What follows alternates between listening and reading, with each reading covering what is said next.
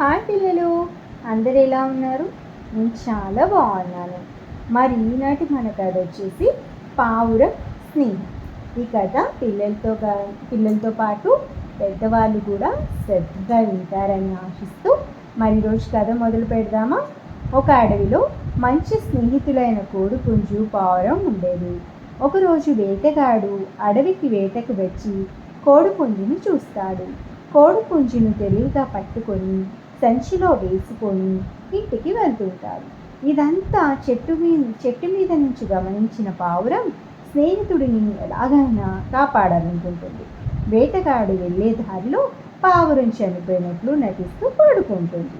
పావురాన్ని చూసిన వేటగాడు దాన్ని కూడా తన సంచిలో వేసుకోవాలనే ఆశతో సంచిని పక్కన పెట్టి పావురాన్ని తీయాలని చూస్తాడు.